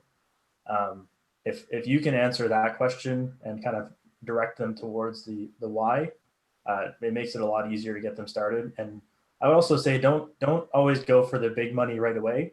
Especially I tell my teams to go to like the smaller businesses, the mom and pop shops, the ones that aren't big corporate entities, because the corporate ones generally takes quite a lot more work to get, but they also have a more difficult system to get through to get to the money. So if you can find smaller companies that are like engineering based or technology based or anything like that, those are great ones to approach, because they're the ones that want you when you graduate, as they continue to grow. So that it's really a question of answering their why, and start with that. Right. Well, thank you so much, Ian, for that advice, and thank you for sharing your story. Really cool journey that you've made, and thank you for everything you do for First in Canada. Like, it's just really impressive, and it's cool to see BC grow. And when I look at the BC event and the BC teams out there, it reminds me a lot of the early stages of what we had going on here in Ontario. So it's nice to see. We talked a little bit about volunteers and the impact that they make. So let's take a look before our next segment at a video on our volunteers.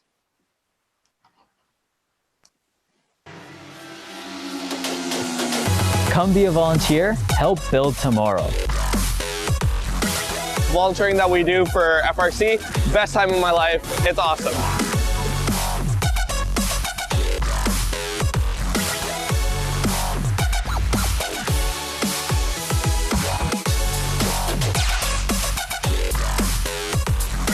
At FRC events, there are more than 120 people that are committed to making a difference for everyone involved.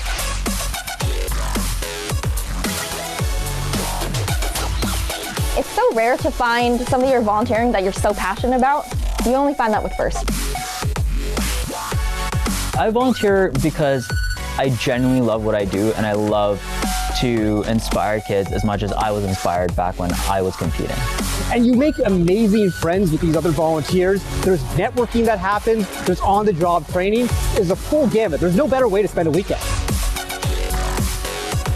Volunteering for First is an amazing experience. As an alumni of the program, I get to experience all the new teams, all the parents, all the new students, and we always have a party with everyone here. Come join the fun. Is there anywhere else you'd rather be than a First event? Come join the fun. Come volunteer, help build tomorrow.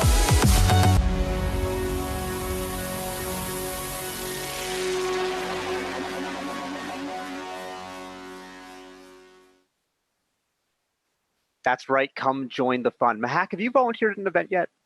Yes, I have. So I think this year was my first year of volunteering. So usually I compete with my team, but it's such a different experience, and so much fun, especially if you're not a part of First. Volunteering is a great way to get involved. So definitely recommend that to everyone. What volunteer role did you do? I was field reset. Yes. Very nice. I really recommend that anyone watching in chat, if you haven't volunteered yet, find an event to volunteer at. First of all, we need you completely, we do, but at the same time, you're going to have so much fun. All right, now it's time to introduce our next guest. Oh, I'm excited for this segment. This is kind of what I was envisioning when we created the story time concept. I'd like to introduce my good friend, mentor from Team 7226, Error 404 from Michigan, an alum from Team 494 and 70, the Martians and More Martians. Those were his high school teams. The legendary last place in the NBA group chat wins pool, Jack Nowakowski. Wait, I got second to last place, but thank you for having me on. I did not get last place last year. Oh, I don't but when you're so far behind me, James, and James, you know, I can understand how these things go. Yeah. So, all right, buddy. Let's dive right into it. Let's take it back to your senior year of high school. Yep, it was my senior year of high school. It's great. We played the final match of that season earlier, the video of 11-14, 217, and 148 winning the championship. 11-14 was the Alliance captain. They picked Team 217. And then in the second round, they picked 148. And they won every match except for one, kind of steamrolled their way to the championship. They did. But that steamroll, you were almost a part of it. You were almost part of that alliance, and then you weren't. So what happened? Yeah. So tell us the story, buddy. Yeah. Thank you. Thank you so much for having me on to tell this story. Just a great moment in my life. I definitely don't think about it once a year or so. So yeah, we Team 70. You sound heartbroken, Jack. Yep. All right. So yeah, Team 70, we were on, I think it was the Galileo field. It was the Galileo field, yes. So it was, I think, the strongest division I've ever seen at a championship event. It was stacked, and so this division featured 11-14's best robot ever. 217, maybe they've been to Einstein 9 times now. Maybe that was their best robot ever. Built. Yeah. At the time, arguably 254 is best robot. They've had better ones since, but 254 is best robot ever. The Beachbots 330, who've won multiple world championships. I think this robot was better than either of their world championship robots. Yep, I agree. Team 1717, who was one of the best teams in first, who doesn't compete anymore, had an amazing robot that year. 469. 469 with a typical 469 robot. Team 40, who's a team that doesn't compete anymore, Checkmate, but had their best robot ever. Like 121. The number 8 alliance would have won most other divisions. It was also stacked. And so coming into this was like this crazy division, and there was this battle for the number 1 seed. And before you get to, I remember at one point, 11-14 had a match against 254 and 469. And this was going to decide who was going to be the number 1 seed. If 11-14 could win this, but no one thought it was possible to beat 254 and 469. And then in autonomous, 254 ran an auto mode, which was designed to block 11-14's auto mode. They ran the auto mode, but they got stuck in the wall trying to block, and they shouldn't have been trying to block our auto mode. They were going to take an intentional yellow card to block our auto mode. And they got stuck in the wall, and that allowed 11-14 to win that match in seed number 1. And I'll let you take it away. Yeah, and so like I want to give a little lead up to that. So that was my senior year of high school. I was the drive coach for Team 70. I stepped into that role because the mentor that had been the drive coach for 2006 and 2007, he was stepping back from the team. His stepson had graduated. He wanted to spend more time with his family, so he was stepping back.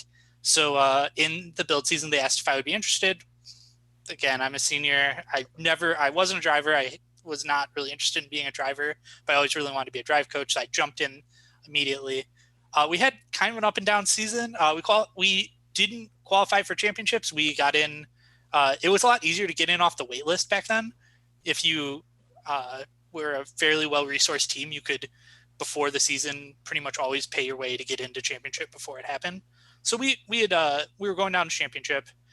A week and a half before the championship event, our driver tells us that he is not going to be able to attend, which was just awesome timing. He just out of the blue, he's like, "Oh yeah, I'm going to my girlfriend's prom next weekend. I can't be there, guys." And we were not super pleased.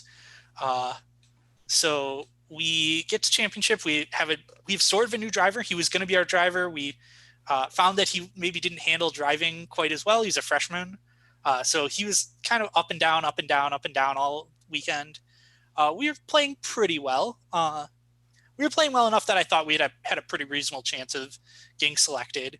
And you're understating it a bit, Jack. Like, if in any other division, you would have easily been selected, and you were one of the higher scoring robots in the division, and you had one of the most consistent autonomous modes, which was, and in that game was 11-14 would often win matches. Auto would be over, and the opposing alliance would not be able to score enough points in teleop to even come back from auto. Like, there was matches where we could have e-stopped after auto and just said, it's done.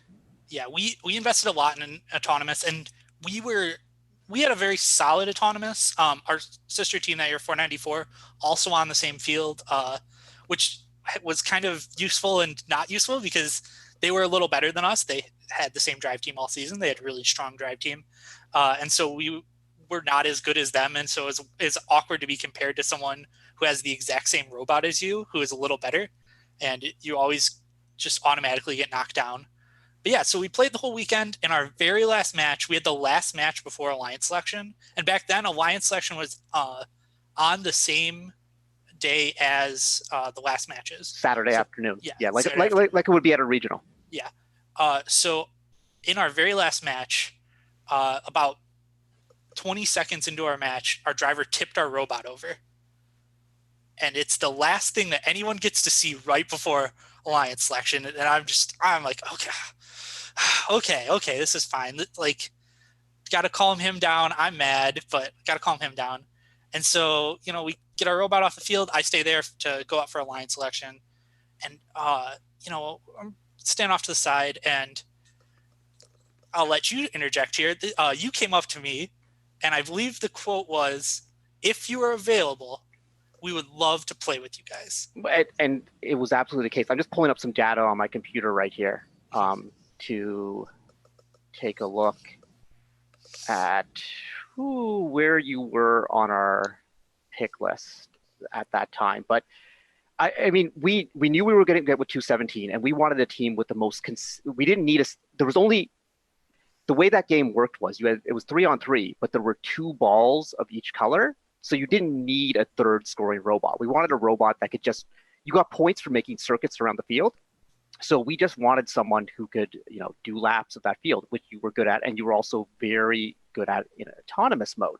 So, going back to our pick list, you were 11th on our pick list. And so normally when you're the number 1 seed, you're never getting a team who's 11th on your pick list at champs. It's just not going to happen. So it was a very true statement, Jack. It's like, if you were available, that our plan was to take you. And so then Alliance selection goes on, and we notice that 70 is still available. But now we need to throw it back here for a bit. There was one wild card in this equation, and that's Team 148. Most of our audience will know them. They've won a bunch of world championships. They were not nearly as good back then as they are now. They had a robot, and all it did was drive laps. It had no functionality to pick up a ball or whatever. And they'd won 2 regionals that way as an Alliance captain, just dominating by driving their laps, and it was so good. At championship, go on. I just jump in. We went to their first regional, and before the event, I was like, I think their robot's really good. I really like their robot. And some other people on our team like, no, you can't be competitive if you can't score balls. Like, be quiet. Like, they're not gonna matter. And then they were the number 1 seed at the event, and I was vindicated then, and was later vindicated. Well, and before championship, when the divisions came out, that just seemed like the perfect alliance: 11-14, 217, and 148, because they would be a competent third robot. But everyone was just like, they won 2 regionals as alliance captain. They're never going to be available. So the event goes on, and 148 just kind of plays terribly throughout qualifications. So terribly, I'm looking at 11-14's pick list right now. They were not on the pick list. They were not on the pick list, which is kind of crazy because this was a team that had won 2 events, and everyone was thinking would just be the ideal complement. And as the line selection was going on, I'm sitting there with Paul Copioli, who was the drive coach. 270. This is before he was my boss. This is before he worked at Vex, and I was only a part-time consultant for IFI at the time. So this whole team IFI thing didn't even exist at this point. And he's like, what do we do if 148's available? I'm like, well, they're probably not going to be available. And I go, Paul, they're not on our pick list. They're just not on our pick list. So alliance selection is going, and myself and the other scouting mentors from 1114 are getting excited because Team 70, no one seems to be picking you. And it's like, whoa, like what's going on? And I'm just looking back at the alliances from that year, and 494, your sister team, went into this number 7 alliance, but you're still available. And how are you feeling at this moment, Jack, as you realize you're still available? So I was feeling pretty good. Like I was gonna say, like after I heard that, we sent out the text on the team, like, okay, I hear, like, 1114 came up to me specifically and said, like, we'd love to play with you guys. You're a senior. You dream about, like, yeah, man, I'm gonna go to a championship. Finally, I'm gonna win the world championship. Like, it's gonna go out. It's gonna be the best. Like, it's gonna be the peak. This comes up. We're sliding. We get to the. I'll interrupt for 1 second there, but just everyone going into that championship, like, it was like 254 in 2018, where everyone just figured the way to win championship was to be in 254's division and get picked by 254, except replace 254 with 1114. And Yes. so everyone, there was the big battle between, was 1114 going to pick 217, 254, or 330? And when that got solved, everyone was kind of figuring, well, that's winning championship, but who's going to win with them? And this was like nothing else. Like, our Ontario audience will understand, it's like at some events, you know, when like 1114 gets with 2056 or 2056 gets with 1241, it's like, okay, who's going to be that extra robot there? And it's coming down and you're available and you're feeling good. Yeah. And we got to the third, I think it's the third alliance. Yeah. Is the one with 612. And I don't remember the captain off the top of my head. The third alliance was 2340 was the captain, and they picked another Rochester team, 1450, and then they picked 612 as their third robot. As their third. Yeah. So 14, that alliance asked for 494 for their first, or for their third pick, who was an alliance captain, and we was already picked. Yeah. Yep. And I was like, well, 494, then that means it's us. Like, okay, like, well, that's fine. It's fine. And then they picked 612, and I was like, all right, it's back on the table. We're set. All right, we're gonna make it. We're golden. We're gonna wind up on this number 1 alliance, and then we get to the number 1 alliance. And so it's our pick. And so a little bit more background here. Back then, Jack was not the mature, distinguished mentor that he is now. He was known on the Chief Delphi web forums as Wonder Boy. That was his name, Wonder Boy. And I was very sold on Jack. We had won IRI together the previous year. And, you know, like we had this like burgeoning friendship, which at this point was like a mentor-student relationship. Yeah. And our team was feeling pretty good about this. But as the pick came, Paul Copioli looks at myself and Jeff and the 1114 scouts, and he goes, are we really going to pick Wonder Boy instead of JVN, who's the 148's coach?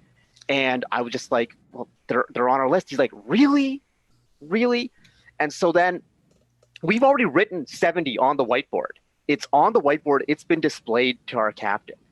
And so our captain's about to say it. And then I don't remember who. No one knows who. Someone just yelled, stop. And Blair Hundermark, who's the MC, who's going to be on the show next week, just kind of looks over and goes, okay, well, just give us a couple seconds here. And we all kind of like, and then someone just like 148. And so we erased 70. And you saw 70 on the whiteboard, didn't you? I saw the whiteboard go up, and I was like, I don't know if I ever saw 70, but I saw the whiteboard go up, and then it stopped, and I was like, well, this is certainly not good for me. And then I was right. 148 goes up on the whiteboard. We pick 148. There's mass confusion because our scouts are just like, they weren't on our list. What happened? How did this happen? 2 of our mentors vomited immediately after alliance selection because they were so nervous that they thought that they messed this up. It was just complete chaos everywhere. And then we won the world championship and you didn't. Yep. It's awesome. It's great. It's super awesome. Thank you. Thank you again for letting me tell that story. I know it's a favorite one of yours, but the irony is that 148 then broke during the elims. We had to play a match 2-on-3, but that match that was a 2-on-3, our roller claw wasn't working, and 217's arm wasn't working. Didn't they get tipped in that one? Is that no? They got tipped. They got tipped later. So it was basically like half a robot against 3, and we still won. We still won that match. I'll never forget Paul Copioli being like, "Dude, I gotta let you know something." And I'm like, "Okay." He's like, "All right, our robot is fine, but our arms don't work." I'm like, "What do you mean your arms?" He's like, "Well, they work, but like we can't pick up a ball." I'm like, "Well, what do you mean they work?" He's like, "We can still shake them back and forth." I'm like, "Great, so you can hit the glass when we're losing?" He's like, "Oh, it'll be fine. It'll be fine." And it was just a ridiculously crazy championship run there. But I think that's one of the weirdest feelings in first, because you go from, like, you didn't want to be picked earlier because you wanted to fall to that number 1 alliance. But if you fell too far, you missed out completely. But if you won other decision, you would have won a world. Like, it's not like it's like, oh, we didn't win the world championship, we were finalists. It was, we didn't win the world championship, we didn't make eliminations. It's like that crazy sort of dichotomy there. It's like we were so close, but also massively far away.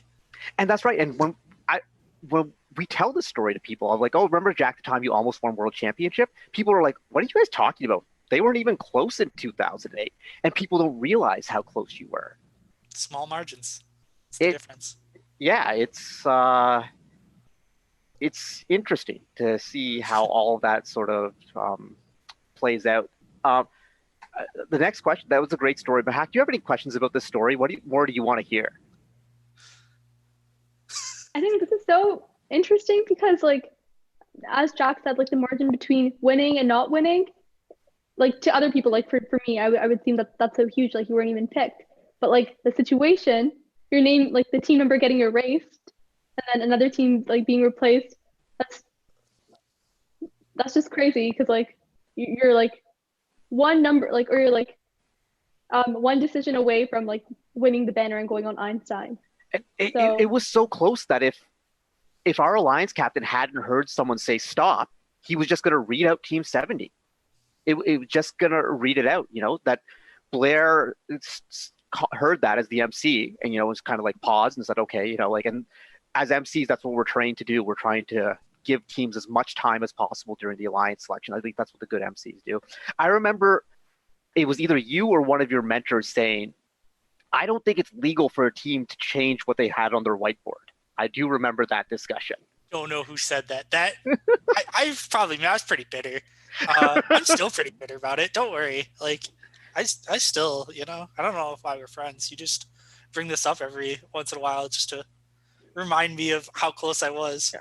There's a question in chat. Would 11-14 have won if they have picked Team 70? We actually would have won much easier, because 148 broke down multiple times and their auto mode never really hit, while 70s was more insightful. Jack, we have a question in chat from J.R. Spencer. Oh, no. How did you feel when 494 and 70 made Einstein in 2018 in light of that story? So that, I'm going to say that is like one of the coolest moments that I've ever experienced. I was at Vex Worlds at the time, but it was about lunchtime, and that's when division finals were wrapping up. And to put in perspective, the mentors that are on 494 and 70 are the same mentors that are on the team when I was a student. And I graduated in 2008, so that's a while ago. And both of my parents are still mentors on the team. So some of the mentors came to my wedding. Like, I'm still very close with all these people. And in 2008, this story actually got told at your wedding. I think you told it. I'm sure you did. Yeah, he was also at my wedding. Again, why did I do that? Like, I didn't have to make that choice. But so I'm like following along, and I saw 70 was playing with 3707 and 195, and I forget the third team on that alliance. And then 494 was with is it Revolt? I don't remember. They're with two Ontario teams. I think 865 and 4917. 4917. So I'm like tracking, and 494 was they were like a 6 or 7 seed alliance, and they like won the quarterfinals. Like, oh, cool upset. they win the semifinals, and I'm like, oh man, like they made it to the finals. That's really cool. And they had like 2 or 3 years where they had come really close to winning their division in a row, and their driver, he'd been their driver for 3 or 4 years, and he really wanted it. And again, you're a senior, you really want that moment. And I was like really cheering for him. And then meanwhile, 70 was, they're the 4th member. They didn't play. They got that time. There are 4 teams on Alliance now. They got to be the 4th member on the Alliance that went all the way to the finals.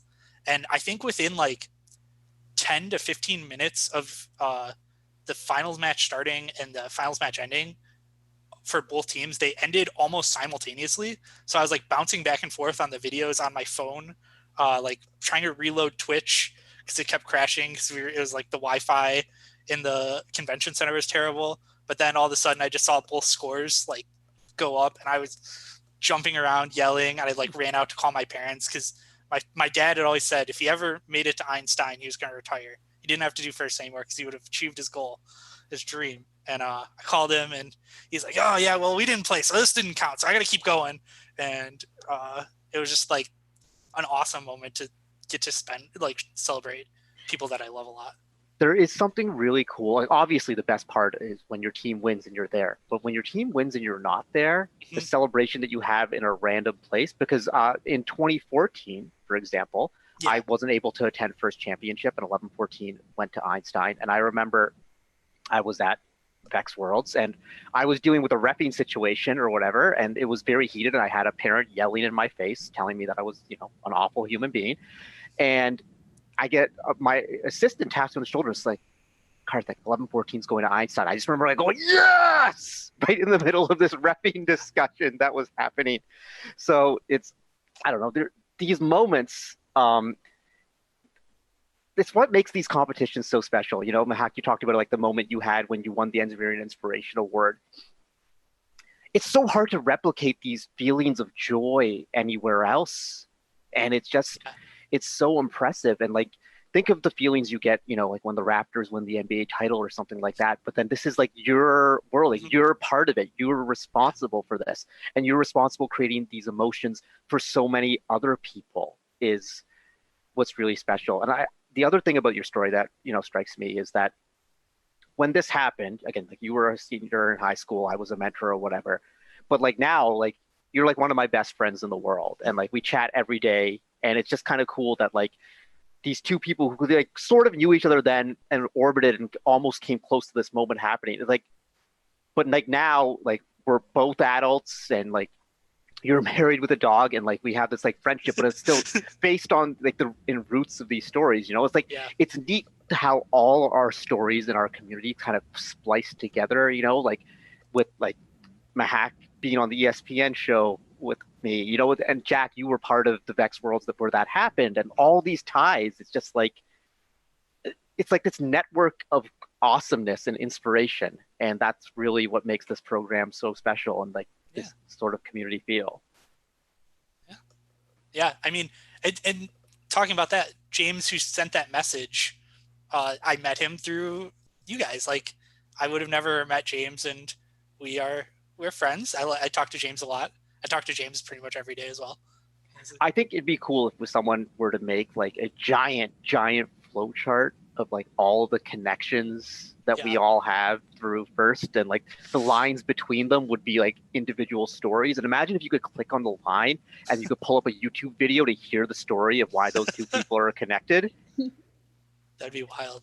That's, you know, because this is why I like the story time segment, because it's these stories, like you can go to the Blue Alliance and you can look at the numbers to see who won an event, and you can watch the match video, but the stories are so much more than that. And it's so much more than who wins those blue banners and who wins what awards. Everyone's got a story from a team that may be a rookie team that went and didn't make the elimination rounds or whatever. Like you're working on a young team right now, Jack. Yeah. So you're like, you may not be winning these blue banners right now yet. I know you will be eventually, but your stories are still as valuable and still as prescient. Yeah. Yeah. And going from a team where when I was in high school, I joined a pretty built team or like finalized team to a team where we're really trying to build culture and starting from the bottom. When we started, we had 0 sponsors. Started now we from have the bottom, now sponsors. we're here. Yeah, started from the bottom. Now we have 95 sponsors. Like we went, and the culture and the connection that our seniors and our students and we have a really robust team leadership and team captains. Building that out, just you get to feel a new pride that you can never feel. No, I don't mean to offend students, but you never get to see it as a student when you, in the same way that you get to see it as a mentor. I do think some of our students do get that because if you go back to like our first segment with First Lego League Junior, a lot of the students are developing their mentorship skills and having those same experience with the younger students. And I think that's really cool about the first continual programs. But I do agree that the pride I felt as a student is unique to the pride I feel as a mentor and the pride I feel as a volunteer. And not saying that anyone is more impactful or better, it's very different, and it's just cool to see. So Mehak, do you have any other questions for Jack while we have him here? I think I just want to say that, so first of all, I learned so much from just like even like the 25 minutes that you were on, and your stories were amazing. I think it's like so different. Everyone has like such a different perspective and first and different experiences, especially whether if you've been here for like 10 or 15 years or if like this is your first year. But I think like a part of everyone, like everyone experiences the same thing in like a sense. And like, that's so interesting because like, we're all connected, as like Karthik was saying, whether like you know someone or you don't, you still have like a connection when like they say, oh, they're a part of a first team. I know like whenever I go to any networking events or any like programs, and like I know someone's a part of like an FRC team or involved in first, I just like automatically feel a connection. I think that's so cool. Yeah, it is. It's like this the bond, the threads that tie us together. Jack, do you have any questions for myself or Mehak? Yeah, I actually really wanted to talk to Mehak about was it the Youth Leadership Council? Is that what you have on to?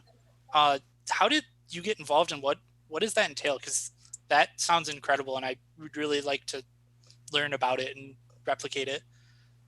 So the Youth Council is amazing, first of all, but I was actually involved in the Girls in STEM Executive Council before, which is also part of First Canada. And then now this year we expanded it to both boys, girls, and non-binary individuals, just so we have more diversity involved.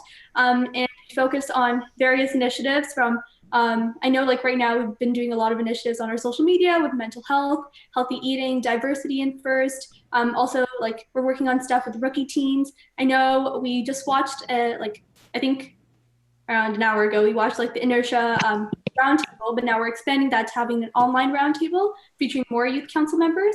And it's really cool because we as like students a part of First get to voice our opinions and actually like see change being made, which is so interesting because I know like, and like also like represent all the students who are on other teams that may not have the opportunity but still want to make a difference, which is really interesting. And if you want to be involved, I think that'd be super cool. So I'm just going to steal your idea completely and bring it over to Lansing, Michigan. We'll have a Lansing, Michigan. We'll cross collaborate our youth council and your youth council. Well, I will say this, Jack. Working with the youth council, sometimes it's just like drinking straight out of the fountain. They have so many ideas and so much passion. So if you want someone to help you get a youth council started in Lansing, Michigan, they will. Right now in the Slack, there's probably like 3 messages saying, "I'll sign up to help with Michigan." Like, great. Mehak, you're missing out. You better get to your phone right now. My phone right here. Excellent. Jack, thank you so much for being on the show. Sure.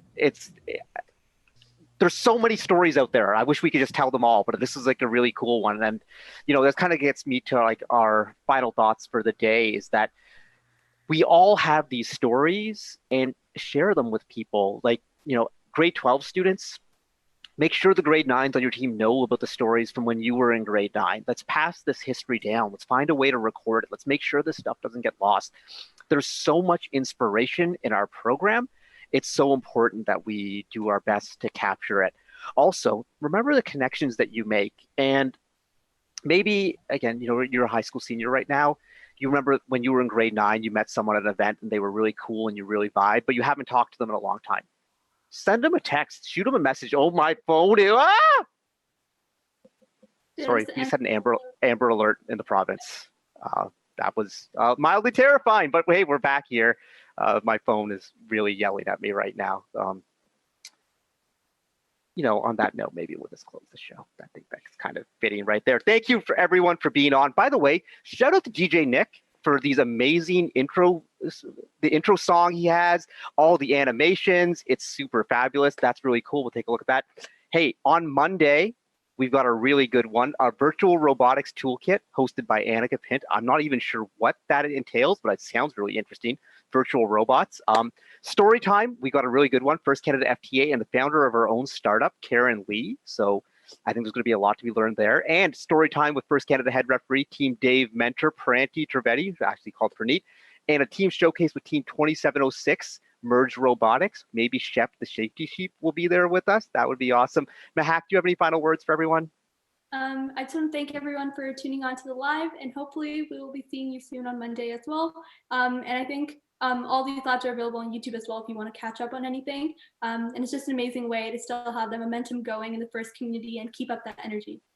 All right, on my heart rate is coming back down after the Amber Alert just was shouting at me. Reminder to everyone to stay safe. Thank you to all our producers for all your hard work. We'll be back on Monday for another week of First Canada Live. Thank you, everyone. Have a great weekend. Stay safe.